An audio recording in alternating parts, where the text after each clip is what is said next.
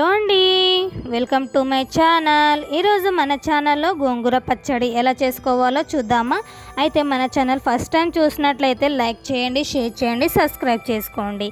ఇక్కడ నేను ఫస్ట్ గోంగూర పచ్చడి ఎలా చేసుకున్నానో చూడండి. చాలా టేస్టీగా ఉంది, చాలా అరోమా ఉందన్నమాట.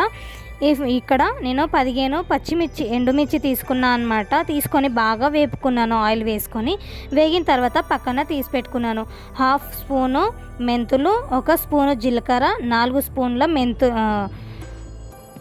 ధనియాలు వేసుకొని బాగా రోస్ట్ చేసుకున్నాను అనమాట. ఇవి కూడా ఒక బౌల్కి తీసేసుకొని బాగా మిక్సీకి పట్టేసుకోవాలి. ఎల్లిపాయలు, ఉప్పు వేసుకొని బాగా మిక్సీకి పట్టేసేయాలి.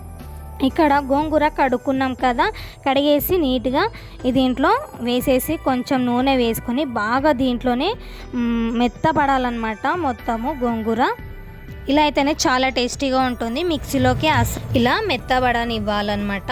అసలు మిక్సీలో వేసుకుంటే టేస్ట్ మారుతుంది. ఇలా దగ్గర పడింది కదా, ఇప్పుడు మనము బాగా మిక్సీలోకి పౌడర్ చేసుకున్నాం కదా, పౌడర్ కూడా దీంట్లో వేసేసుకొని బాగా మసాలాలు పట్టేలాగా కలుపుకోవాలి. ఒక 10 మినిట్స్ వరకు పట్టిందనమాట నాకు.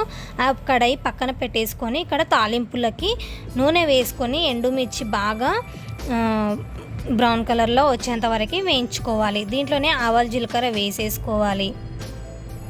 ఇలా బ్లాక్ అయిన తర్వాత ఇలా ఆవాలు, జీలకర్ర వేసుకొని చిటపటలాడిన తర్వాత వెల్లుల్లి రెబ్బలు కూడా వేసుకొని కరివేపాకు వేసుకొని దానిపైన తాలింపు గింజలు వేసేసుకోవాలి. తాలింపు అనేది వేసుకున్న తర్వాత చాలా అరోమా ఉందన్నమాట. చాలా చాలా టేస్టీగా ఉంది.